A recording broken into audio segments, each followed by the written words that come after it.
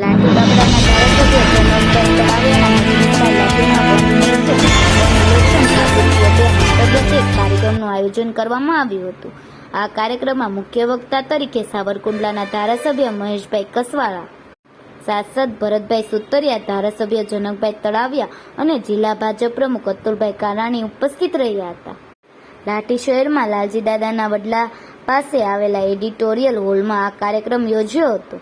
Chamber of commerce, Lathi Lions club અને જાગૃત નગરજનો દ્વારા આ કાર્યક્રમનું આયોજન કરવામાં આવ્યું હતું. કાર્યક્રમમાં સાંસદ ભરતભાઈ સુતરિયાએ વન નેશન વન ઇલેક્શનની રજૂઆત પર પ્રકાશ પાડ્યો હતો.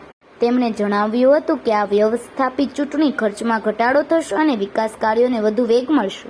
મુખ્ય વક્તા મહેશભાઈ કસવાળાએ વન નેશન વન ઇલેક્શનના ફાયદાઓ વિશે વિસ્તૃત માહિતી આપી હતી. તેમણે જણાવ્યું હતું કે આ વ્યવસ્થાપિત સરકારને નીતિ વિશે નિર્ણયો લેવામાં સફળતા રહેશે અને દેશના વિકાસને નવી દિશા મળશે.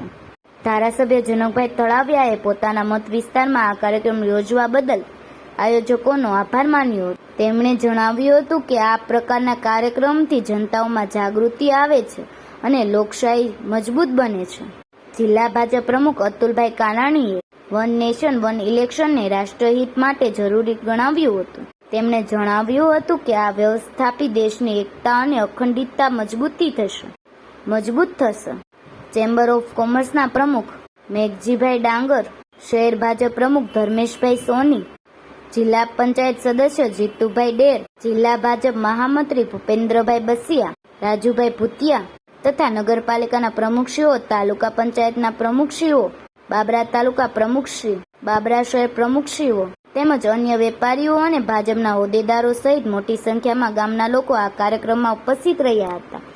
તો ફરી મળીશું એક નવા સમાચાર સાથે. ત્યાં સુધી જોતા રહો લોક સામના ન્યૂઝ.